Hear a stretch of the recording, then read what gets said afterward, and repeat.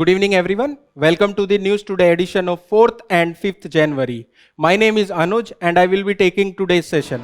In today's session, we will be covering 5 main news and 8 quick update and 1 personality in news. In main news, we will be covering about US strike in Venezuela. Then in second main news, we will be covering about the central Relics is known for deep tech startup to avail fund from the DSIR. Then in the third main news, we will be covering about chip design project as the center has sanctioned 24 chip design project under the design linked incentive scheme. Then in the fourth main news, we will be covering about Piprahwa Relics as the Prime Minister of India has inaugurated the international exposition of sacred Piprahwa Relics. In the fifth main news, we will be covering about the rice production in India as the India has become the world largest rice producer, and this statement is given by the Agriculture Minister of India. Then we will be covering 8 quick update and 1 personality in news, that is Savitribai Phule ji. So this is the brief of today's session. Let us start with the first main news.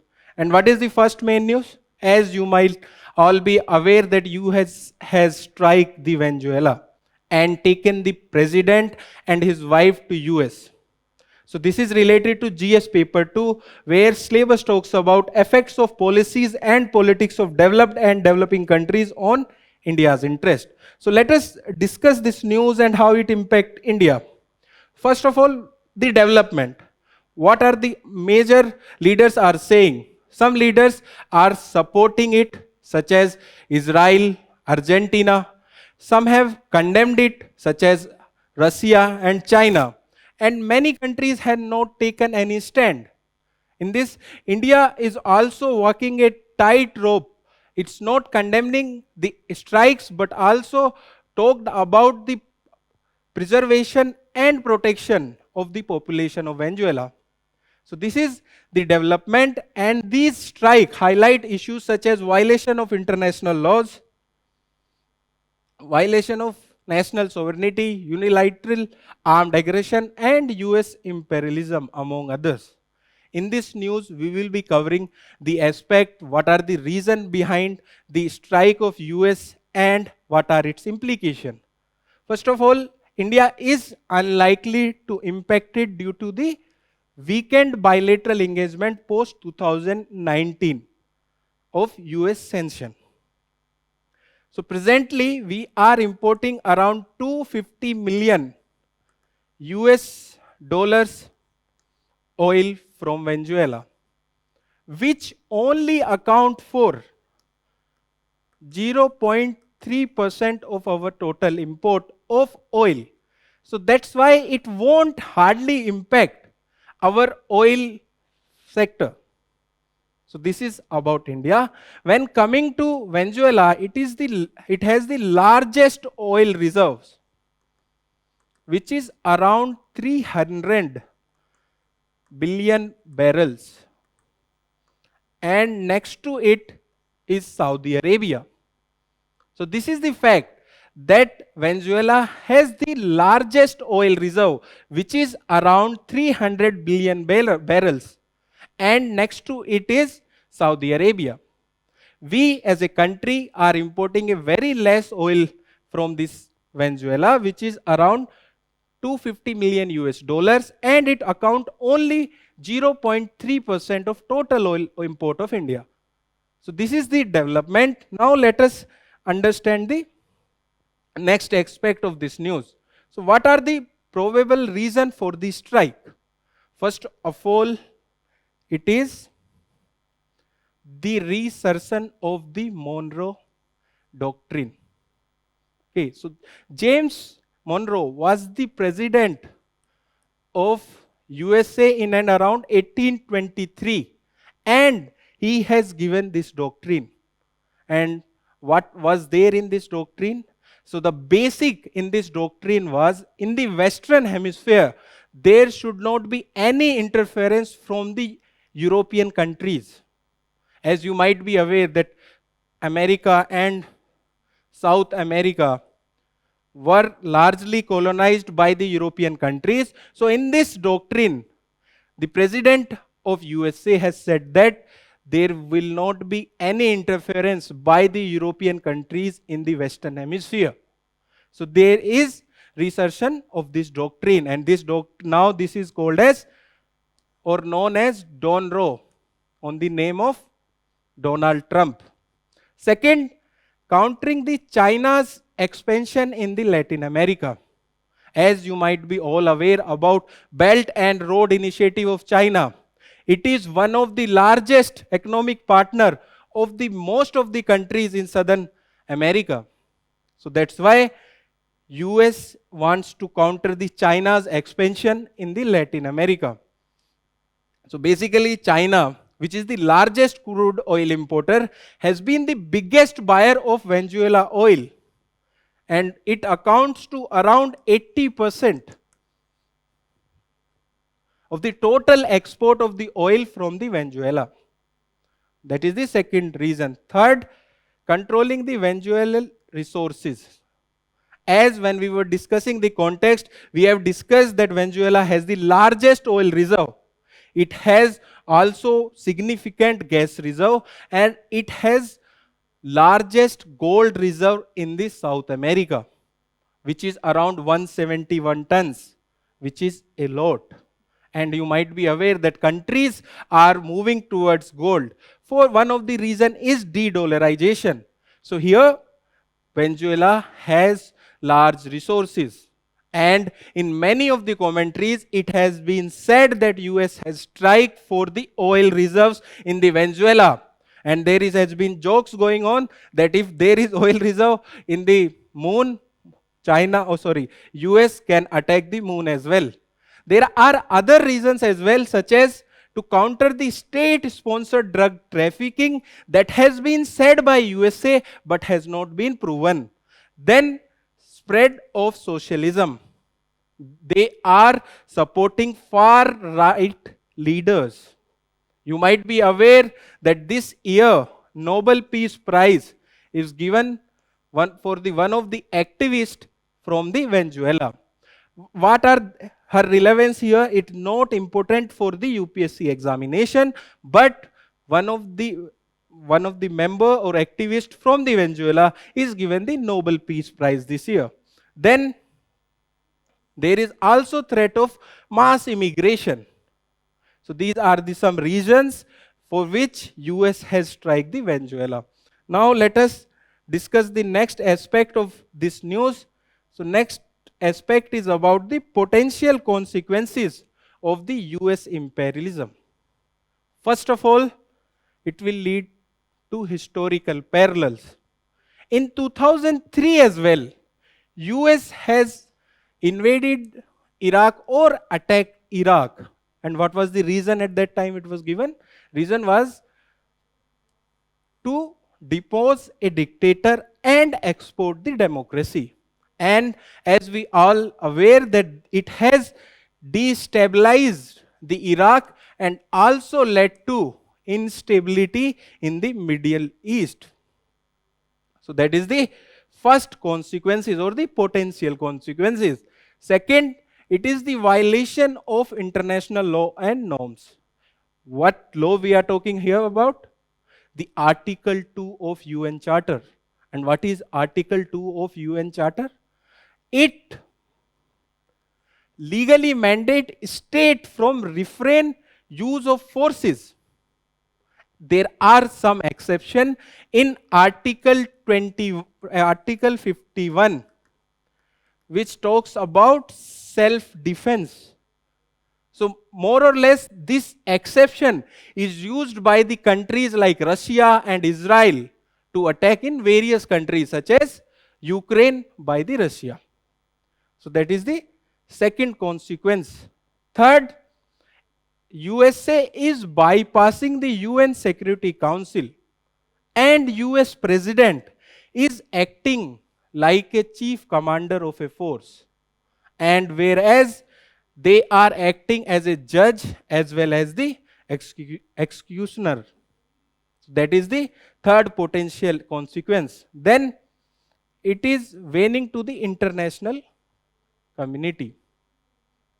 So these are the sign for warning for the international community. As it was thought that after the post-Cold War, there was a hope of stable and liberal order. But as we are seeing that Russia is attacking Ukraine, so before some time it led to the attack in Crimea, and now USA is attacking Venezuela. So that hope of stable liberal order is diminishing. So this was about the potential consequences of US imperialism. Now let us discuss one PYQ which is related to this news. What is the PYQ? The PYQ is from 2019 and it is from International Relation question paper only, paper 2. The question is, the long sustained image of India as a leader of oppressed and marginalized nation has disappeared on account of its newfound role in the emerging global order.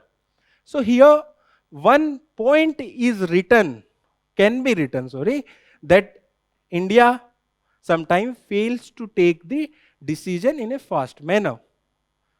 So this can be a one point in this question. So with this, we have completed the first news for today. Now let us move to the second news. And what is the second news? The second news is about the deep tech startups. And what is the context? The context is that the center has relaxed its norm for deep tech startup to avail fund from DSIR. In this news, we will be learning about deep tech. We will be learning about deep tech startups as well as the startups and what are they and what is their importance. It is related to GS paper 3 where syllabus talks about indigenization of the technology and developing new technologies. Now let us discuss this news. First of all, the development. Okay. In the development, it is important to know about the Department of Scientific and Industrial Research, Industrial R&D Program, Promotion Program, which can be also written as IRDPP. So the development here is that government has removed condition for 3-year existence of deep tech startup to qualify for the recognition and avail financial aid under this program. So they have removed this condition that deep tech startup should be there from 3 years. Okay, so this condition has been removed, and what was the objective of this program? This program has objective to strengthen the R&D infrastructure in industry and scientific and industrial research organization. Before moving further, let us understand about startups and how they are defined in India. Such types of basics should be clear to understand any topic in an extensive manner. So first of all, a startup should be less than 10 years and its turnover should not be more than 100 crores in any of the 10 years.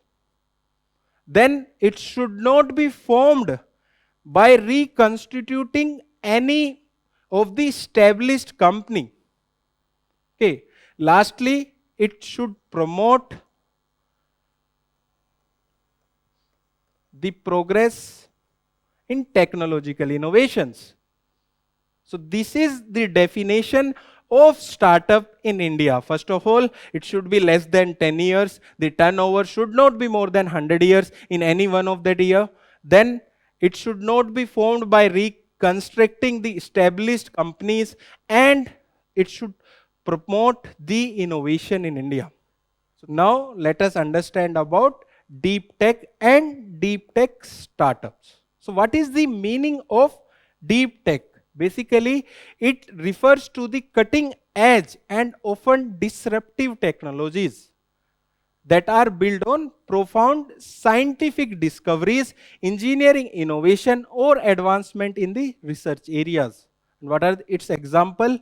Examples are AI, machine learning, and other frontier technologies. You might be aware that last year our Minister of Industry and Commerce has given a statement that our startups are not scaling up or not doing that research which is required to become them the deep tech.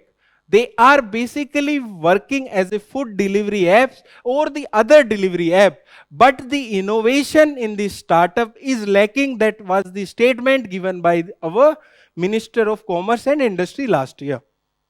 Even then, this topic was there in the news, and now government is focusing on the deep tech technologies and deep tech startup in a more extensive way. Secondly, what is deep tech startups? So basically, these are the startups. We have already discussed about the startups and how they are defined in India.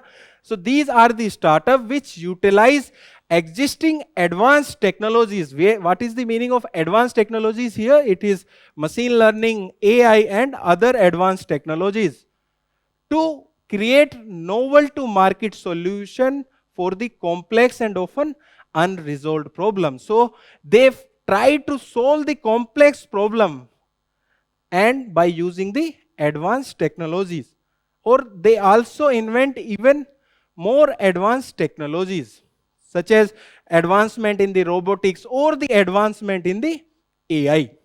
That is the meaning of deep tech and the deep tech startups. If there is a question about deep tech, you should be able to write their definition that can be written in the introduction part of the question. Now let us discuss further. So, what is the deep tech startup ecosystem in India? So, India is home to about 3,600 startup, deep tech startup in year 2022-24, sorry, and is expected to reach 10,000 deep tech startup by the year of 2030. So, this is the status of deep tech startup in India. And what is the status? Status is that India is home to over 3,600 deep tech startup and expected to cross 10,000 figure by the year 2030. Secondly, what are the challenges which are there in front of the deep tech startups? First of all, India's venture capital landscape. What is the meaning of venture capital? Basically, it is the capital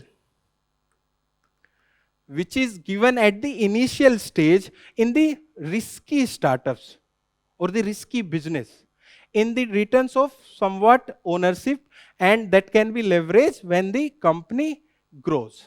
That is the meaning of venture capital. Second,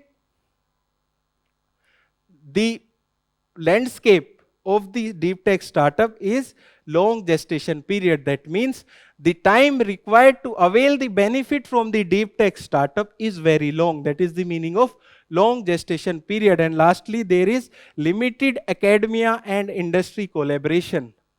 I think most of you have cleared the graduation exams, and it is very often and very rare that there are collaboration between these academia and the industries, which can be seen in the countries like China, Israel, and USA.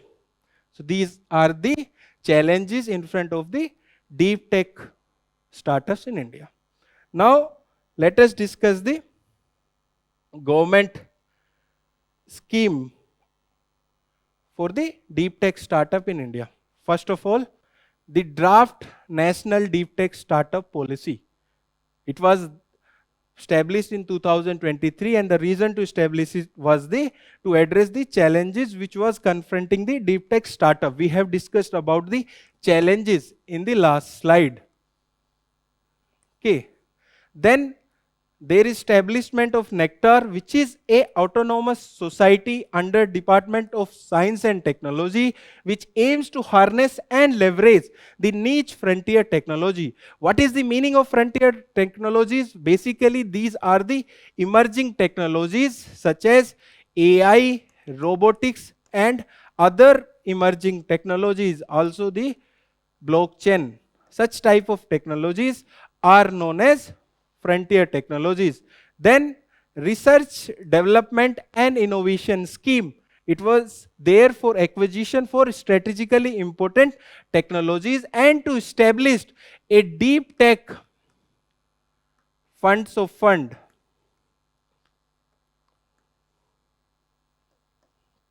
and we have collaboration with many countries.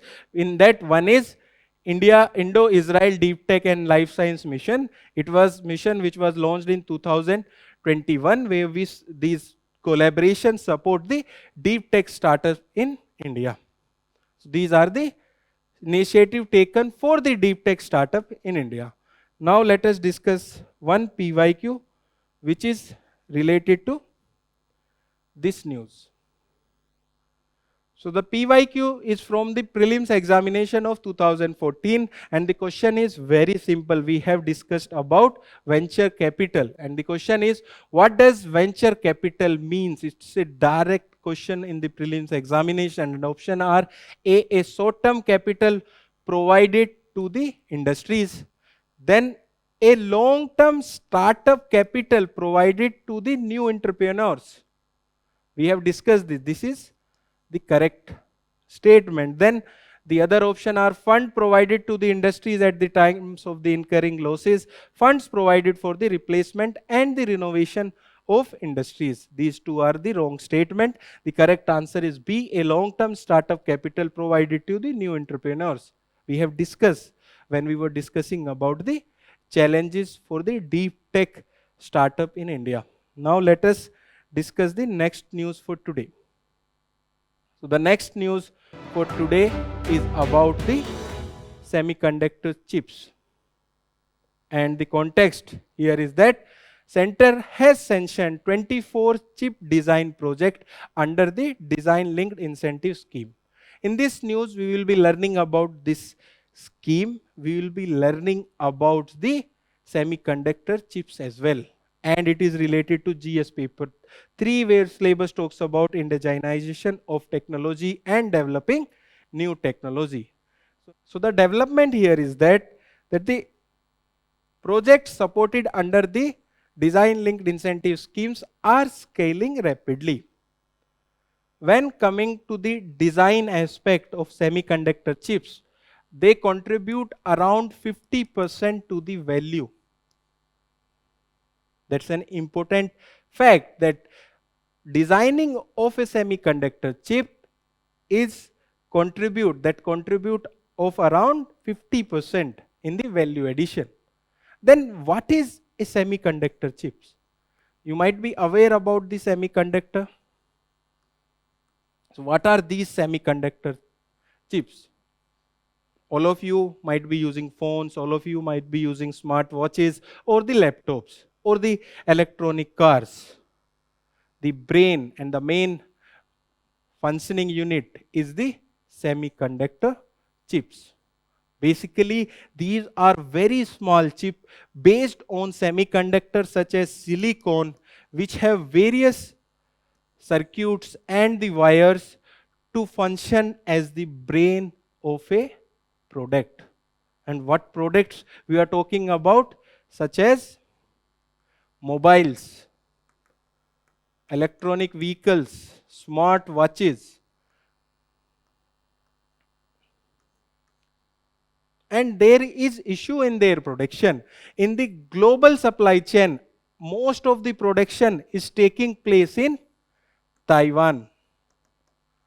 That's why there is issue in the global supply chain, that the whole global supply chain, mostly the global supply chain, is based on one region, that is Taiwan. Now let us understand about this scheme.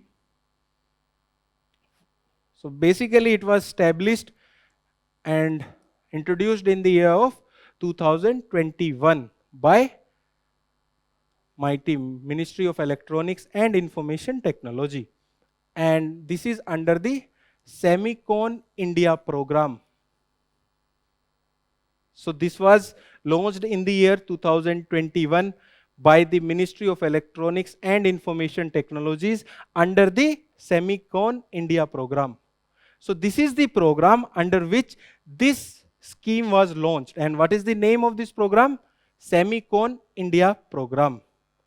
And what is the nodal agency for this? It is CDAC, Center for Development of the Advanced Computing. So this fact is also important. The implementing agency is CDEC, Center for Development of the Advanced Computing. Now coming to its objective, the objective is to catalyze a strong self-reliant chip design ecosystem by providing financial incentives and access to the advanced design infrastructure. So here there are two components that we will be discussing in the later stage, but here it's provide financial incentives as well and also access to the advanced design infrastructure. So this is about this scheme. Now let us move further and discuss about the eligibility under the DLI scheme. So startups and MSMEs are eligible under this. We have discussed about startup in the last news. What is the meaning of MSMEs? Recently, the definition of MSMEs was changed and it has been simplified. Micro, small and medium. Now it is based on investment and turnover. For micro, it is from 2.5 to 10 crores. For small, it is 25 crore to 100 crores. And for medium, it is 125 crores to 500 crores.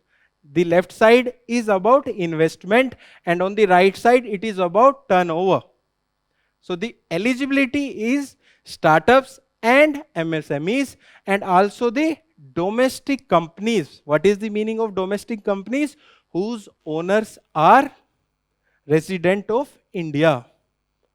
Owners are resident of India. So that is the basic meaning of domestic companies. These companies, startup, MSMEs and domestic companies are eligible under this scheme. Okay, so this was about the eligibility. Now let us discuss about the benefit of this scheme. First of all, this scheme provides financial incentives in two categories. One category is about product design linked incentives and the second incentive, financial incentive is deployment linked incentives. So now let us look about the various product or the various benefit under these two. First of all, under the product design linked incentives, the reimbursement is given up to 50% of eligible expenditure. And whereas in deployment linked incentive, the incentives is given from 4 to 6% of the net sale turnover for the last 5 years. So these are the incentives. Secondly, is capped. The total fund is capped at the 15 crore under the product design linked incentives and it is capped at 30 crore per application in the deployment linked incentives. These intrinsic details are not that important, but you should have an idea that there are two financial incentives which are given under this scheme. One is product design linked incentive, another one is deployment linked incentives. Then its support is available to the entities involved in semiconductor design for integrated circuits, chipset system on the chips, system and IP core semiconductor linked design. Here, the minimum cumulative net sale required is over a year of 1 to 5 is 1 crore for the startups and MSMEs and 5 crores for the other domestic companies. We have discussed about startup, MSMEs and the domestic companies. So here the minimum cumulative net sale required is 1 crore from 1 to 5 years for MSME and startups and 5 crores for the other domestic companies. And the design must be successfully deployed in electronic products. That means the design product should be deployed in the electronic products, then only this product linked incentive will be given. Then it provides design infrastructure support as well. We have discussed that it provides infrastructure support as well, and it provides the financial support as well. We have discussed about the financial support. But now it provides design infrastructure support through the chip in. Okay, and it is established by CDEC. So by chip in, the design infrastructure support is given, and this chip in is established by CDEC. So this was all about this news. Now let us discuss PYQ related to this news. PYQ is from this year itself, and the question is that India aims to become a semiconductor manufacturing hub. What are the challenges faced by the semiconductor industry in India? Mention the silent feature of India semiconductor mission. So we have not discussed directly the demand of this question, but it is related to the semiconductors in India. And the question is from 2025 paper, mains paper. Okay, now let us move to the next news for today. The next news is about the Piprahwa relics. And the context here is that the Prime Minister, Honorable Prime Minister, has inaugurated the International Exposition of the Sacred Piprahwa relics. In this news, we will be covering about Piprahwa relics and the teachings of Buddhism. It is related to GS paper 1, where syllabus talks about Indian culture, and it is also related to GS paper 4 of ethics. Now let us discuss this news. So what is the development? So the Prime Minister, Honorable Prime Minister, has inaugurated the Grand International Exposition, which has been titled The Light and the Lotus Relics of the Awakened One. Here the Prime Minister has also talked about the teaching of Buddhism and how they are relevant to the present society. And this historical event marked the reunification of the Piprahwa gem relics of the Lord Buddha, repatriated after the 127 years. Okay, so these relics was founded before 127 years, and they were sent into 3 areas or 3 countries. One was to the King of Siam. Siam was the earlier name of Thailand. Some was sent to the Britain, and some was sent to the Indian Museum of Kolkata. So here this event marks the reunification of the Piprahwa Jain relics of Lord Buddha, which was repatriated after 127 years. Now let us move further and understand about the Piprahwa relics. Let us first understand about the Piprahwa stupa.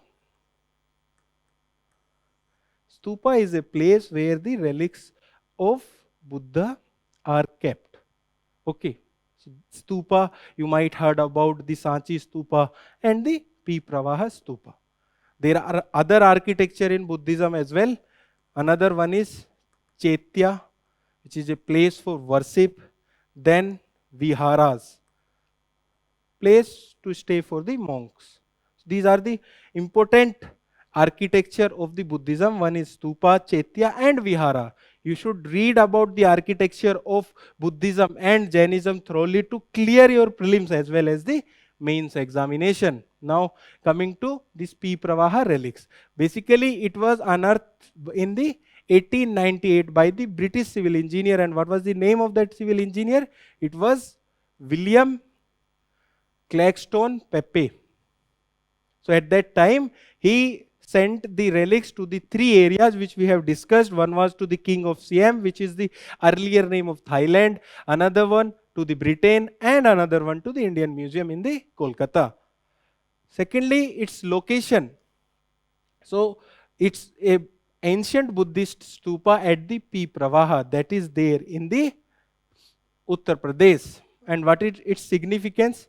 Basically, archaeological evidence associated the Piprahwa site with the ancient Kapil Vastu. And what is the significance of Kapil Vastu? So Kapil Vastu is the place where the Buddha, before attainment of Buddhism or the Nirvana, was there staying in the Kapil Vastu. Lastly, these relics are believed to be associated with the mortal remain of the Gautam Buddha. So this was about the Piprahwa relics. Now let us understand about the contemporary relevance of the Buddhism teaching. This can be the question in the paper 4. First of all, governance and the political integrity.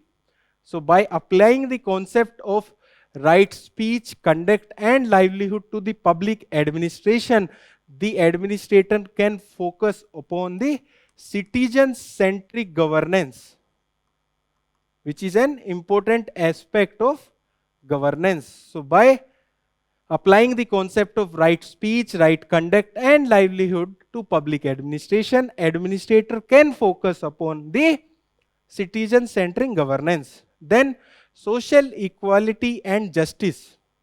You might be aware about the Sanghas. So Gautam Buddha opened the institution of the Sangha for the all individual regardless of the status. So it established the social equality and justice and avoid any kind of discrimination based on gender or the caste. Then it also talks about environmental sustainability and consumerism.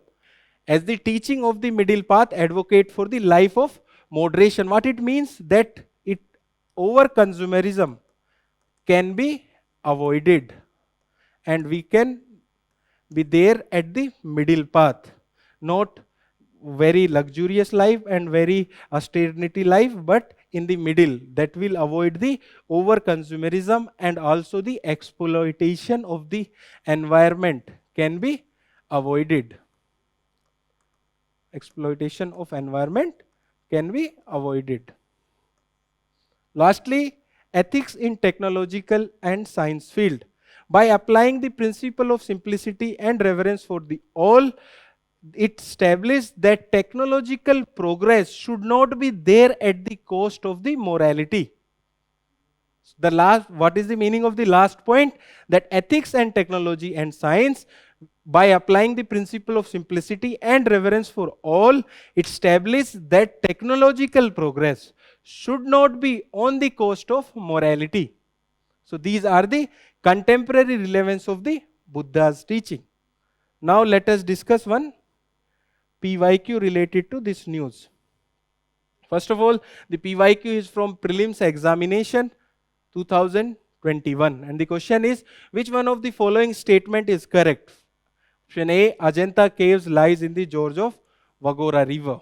Option B, Sanchi stupa lies in the gorge of Chambal river. Option C, Pandulena caves shrine lie in the gorge of Narmada. They are there in Nasik.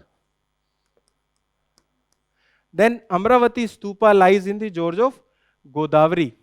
These three statements are wrong, as Sati stupa lies near Betwa, Pandulena caves lies near Godavari and the Amravati stupa lies in the Krishna river. So first statement is correct, which is Ajanta caves lies in the gorge of Wagora river. This is given in the NCRTs as well. Then PYQ from the mains examination, the statement or the question is, early Buddhist stupa art, while depicting folk motif and narrative, successfully expounded the Buddhist ideals. So this is to give an idea how questions are coming from the stupa. Obviously, the question cannot be solved from the given information, but this is related to stupa. And the question is, early Buddhist stupa art, while depicting the folk motif and narrative, successfully expounded the Buddhist ideals. We have briefly discussed about the Buddhist teaching in the contemporary world, how you can link that to the Buddhist stupa which depict the folk motif and the narrative. Okay, so this was the question. Now let us move to the last news for today. So the last news is about the production of rice in India, and it's a proud moment. And what is the context? The context is that India has become the world's largest rice producer, surpassing the China. And this statement is given by the Agriculture Minister. So in this news, we will be covering about rice as a crop, rice production in India, and other relevant information. It is related to GS paper 3, where syllabus talks about major crops and cropping pattern in various parts of the country. Now let us deep dive into this topic. First of all, the development. The development is the Union Agriculture Minister also released the 184 new high yielding seeds variety for the 25 crops. So basically rice is a staple crop and we are producing rice in a large quantity. We will be discussing about that in the next slide. So what is the status of rice production and export? First of all, major producer of rice. India is the largest producer now. And before it was China. So the order is India, China, then Indonesia, Bangladesh, Japan, Sri Lanka and Egypt. Secondly, coming to the stage-wise production in India of 2024 and 25. Please be very clear about this year, because this, based on the year, the production keep on changing as the difference is very low.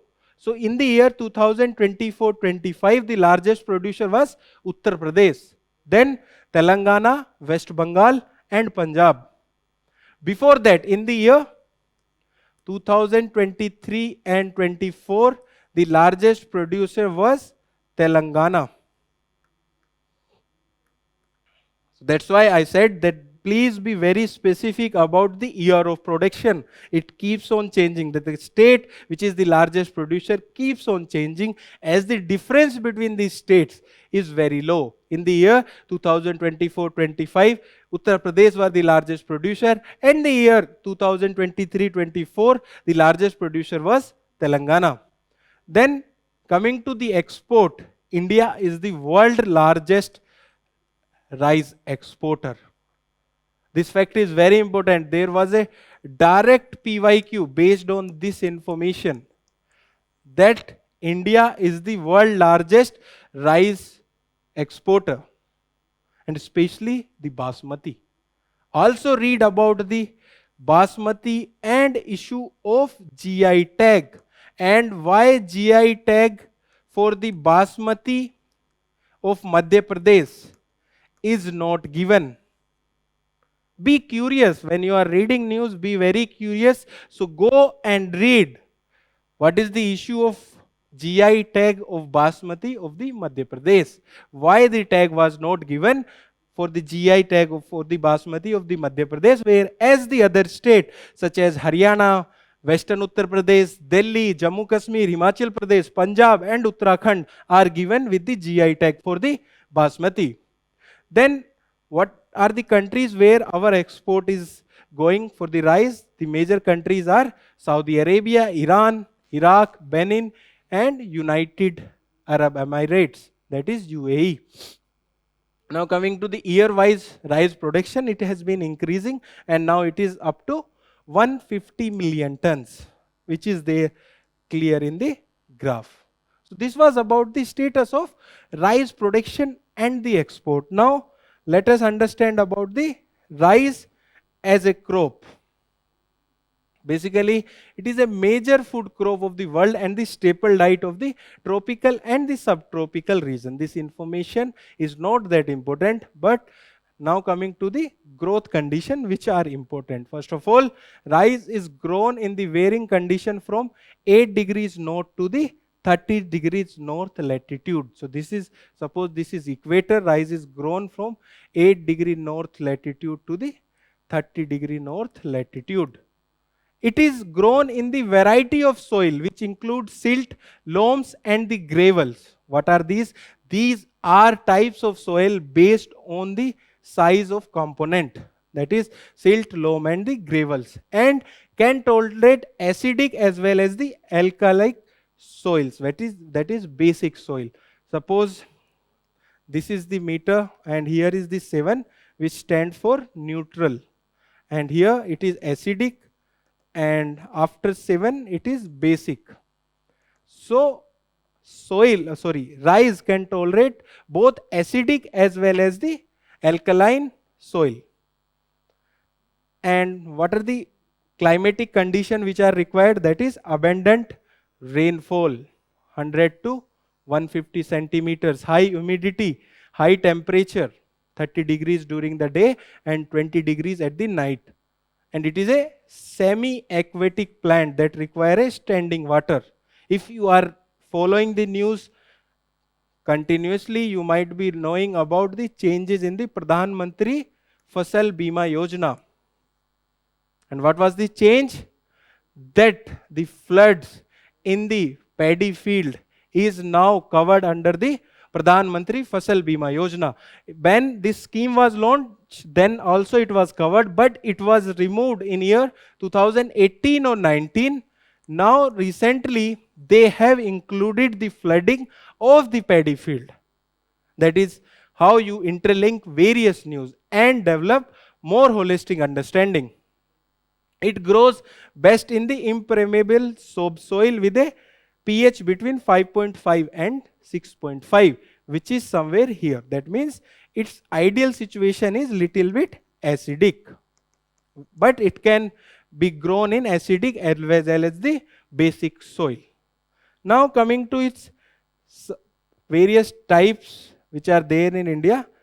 So it is given in NCERT and the information is taken directly from the NCERT of the geography, and the information is rice is grown in the 3 distinct seasons based on the region. And the important thing here is that the name of this crop or the rice, which is Aman, which is the winter rice, then As, which is a autumn rice, then Boro, which is the summer rice.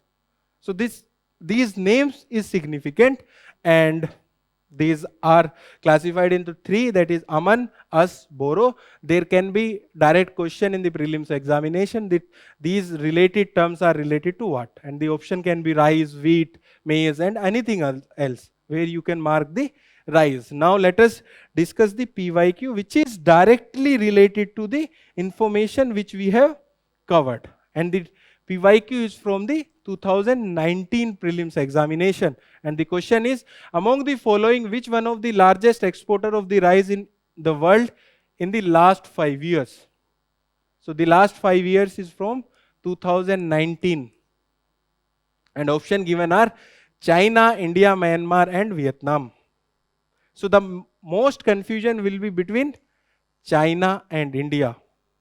You can eliminate Myanmar and Vietnam, but the confusion would have been between China and India.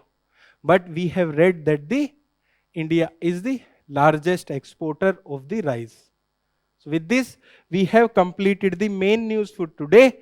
Now let us discuss the personality in news for today. And the personality in news for today is Savitribai Phule ji. And the context here is that the Prime Minister of India has paid tribute to the Savitribai Phule on her birth anniversary. Last year, there was a movie also on the name of her, Savitribai Phule, which there was a lot of controversy regarding that movie.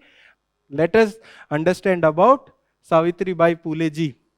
So she was the first headmistress of the country's first school for the girls in the Pune, and she also co-founded that school with her husband Jyoti Rao Phule. Then what are her key contribution? She contributed towards women right. She started the Mahila Seva Mandal to advance the women right. When the husband of a woman used to die, they used to remove the hair of the woman. She protected their hair. Then she set up Bal Hatya Paribandhak Griha for the refugee of the pregnant women at the risk, so that their child should not die. Then she established education trust called Native Female School in Pune. Then also promoted the Satya Sodak marriage, which was marriages without the dowry. And she was also related to Satya Sodak Samaj. There was a direct PYQ related to Satya Sodak Samaj in the year 2016, I think. Okay, with her husband, she was also there for the Satya Sodak Samaj. Then She also contributed for the social inclusion by promoting education among communities such as Mahar and the Mangs. So she promoted the education in the communities such as Mahar and the Mangs, and also she published poetry such as Kavya Phule and Bhavan Kasi Subodh Ratnakar. So these are the contribution of Savitribai Phule ji. She was very important social reformers, and she especially fighted for the women right, women education, women equality. So these were her contribution and also the literary contributions. Now let us discuss the quick update for today. So the first quick update is about OPEC plus. Okay, you might be hearing about the issues of Venezuela, you might be hearing about the issues in Iran. So these are the countries which are there in the OPEC. So recently there was a meeting of OPEC plus, and in this meeting they have agreed on the principle to maintain the steady oil output despite rising geopolitical tension. So this is the context, and now understanding about the OPEC and the OPEC plus. So OPEC is a permanent intergovernmental organization of 12 oil exporting developing nations, and India is not part of it. India is not part of it. And what its genesis? Its genesis is there in the Baghdad conference in the 1960, and it was by the 5 countries: Iran, Iraq, Kuwait, Saudi Arabia, and Venezuela. When we talks about OPEC plus, it has around 22 countries, and in OPEC there are 12 countries, and the headquarter for OPEC is Vienna in Austria. And what is its objective? Its objective is to coordinate and unify policies among the members countries so that the price of the oil should not fluctuate at a faster pace. Now coming to the OPEC plus, it was established in response to the fall of the oil prices, which were driven by the significant oil increase in the US shale companies. So it was established after that, and OPEC signed an agreement with the 10 other oil producing countries in 2016 to create OPEC plus. So it has 22 countries.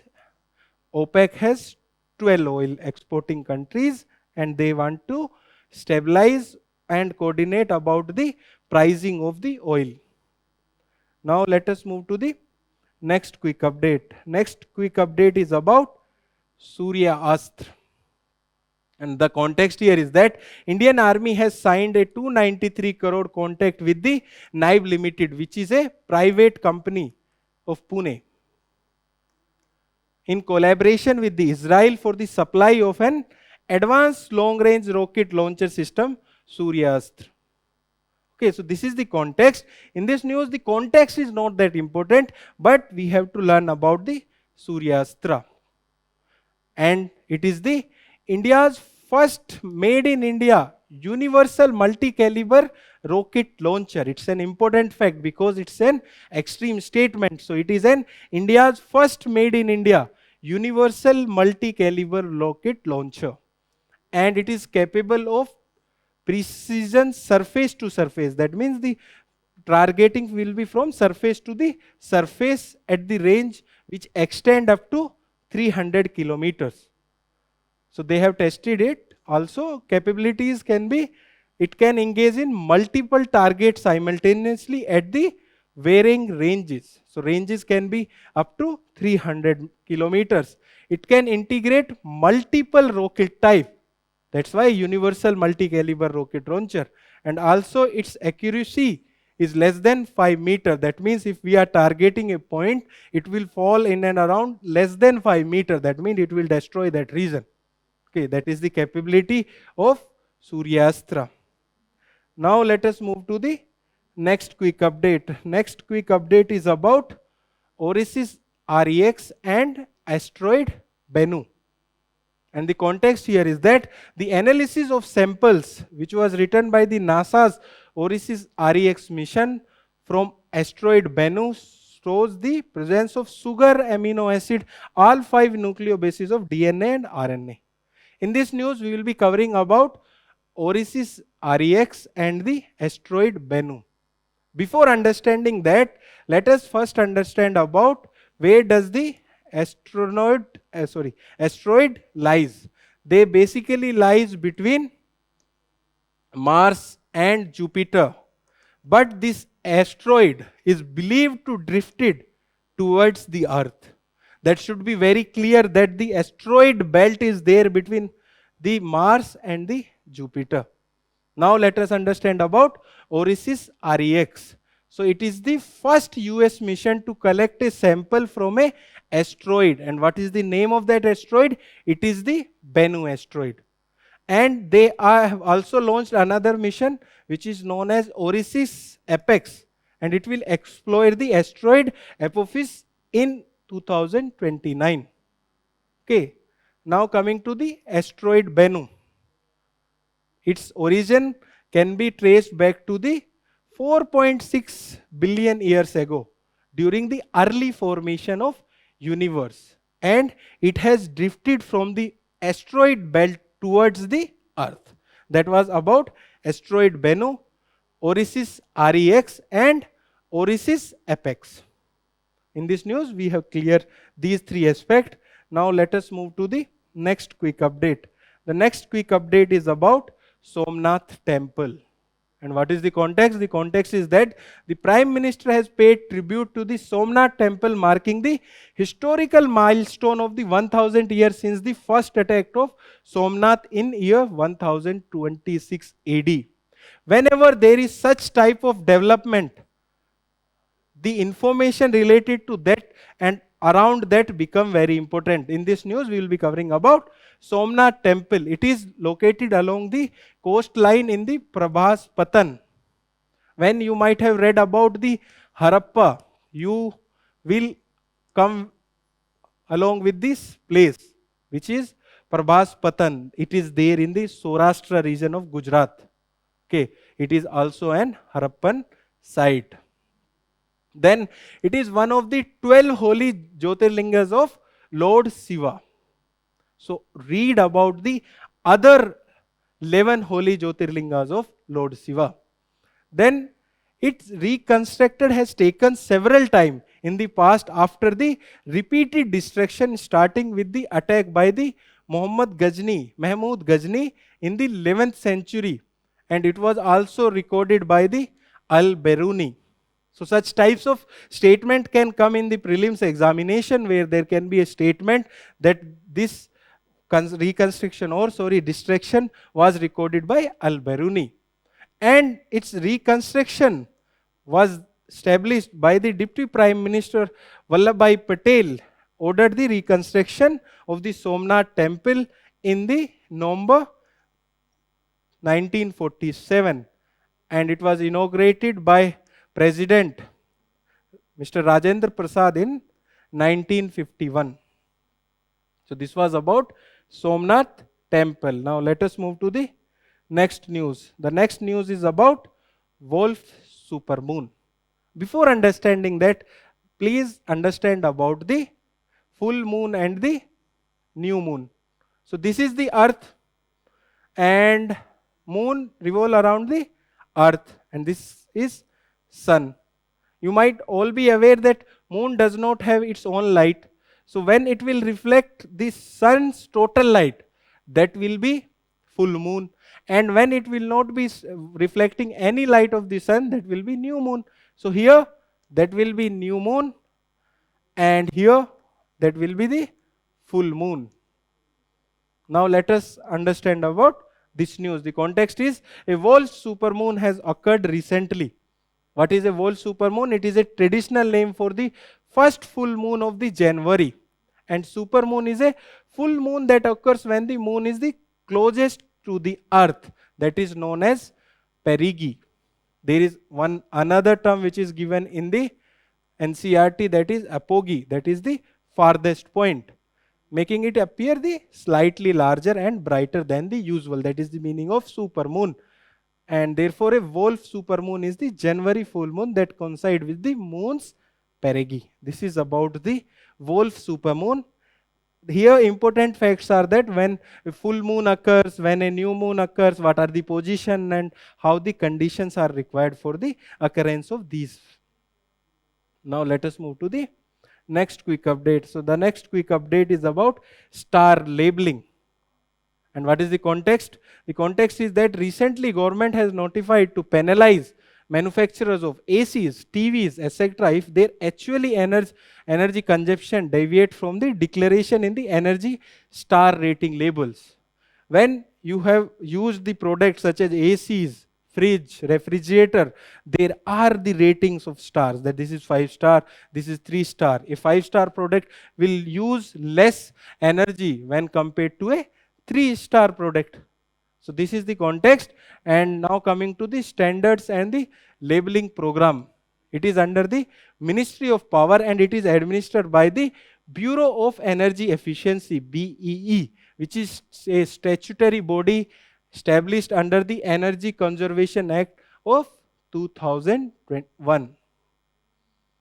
And what are the objective of this standard and labeling program? First, to reduce the energy consumption of the appliances and to enable the consumer to make the informed decision. If I know this is the 5-star product, it will consume the less energy, I will preferably buy that product. Then about its coverage, it presently covers more than 40 equipment under mandatory and the voluntary appliances list. So this is the coverage. Now let us move to the next quick update. So the next quick update is about UN Security Council. And what is the context? The context is that the 5 countries, Bahrain, Colombo, the Democratic Republic of the Congo, Latvia and Liberia, elected to the serve as the non-permanent member of the UNSC for 2 years from January 2026 to the end of 2027. So there are 5 permanent members of UNSC, that are China, France, Russia, USA and UK. There are 10 non-permanent members which change 5 in 1 year. Presently, the other members are countries like Somalia, Panama and Pakistan. And coming to the UN Security Council, it was established in 1945 through the UN Charter as one of the 6 principal organs of the UN.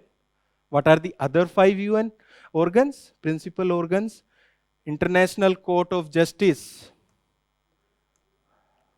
General Assembly, Economic and Social Council, Secretariat, Trustee Council. So these are the 5 other principal organ of the UN. The UN bodies is directly mentioned in your syllabus. So the bodies related to UN are very important for prelims as well as the mains examination. And what is the purpose of UN Security Council? For maintaining the international peace and security. Okay. So with this we have completed this quick update. Now let us discuss the last quick update for today. So the last quick update is about white-bellied heron. And the context here is that the Union Environment Ministry panel has recommended environmental clearance for the Klai-2 hydroelectrical project on the Lohit River in the Arunachal Pradesh despite protest to conserve the white-billed heron bird. So here there are 2 information. One is about white-billed heron and another one is about Klai-2 hydroelectric project. It is there on the Lohit River, which is a tributary to Brahmaputra River. Now coming to the bird, that is white-bellied heron. So its feature, it is the second largest living heron species with the distinct white belly. You might have noticed that UPSC is asking about the characteristics of the species. Secondly, it is a non-migratory but shows local, especially after the post-breeding dispersal.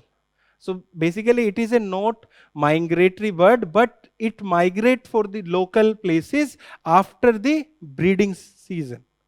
Then Its distribution, it is there in Indian subcontinent, South Asia, which is there in Arunachal Pradesh and Assam, Bhutan and Bangladesh, especially at the foothills of the Himalayas, in the eastern Himalayas.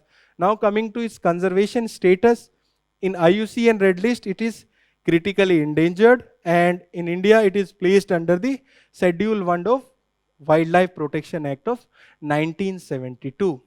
So with this, we have completed today's session. To read further about the current affairs of Vision IAS, you can visit the Digital Current Affairs website, and please solve the question which are visible on your screen. Thank you and all the best for your preparation.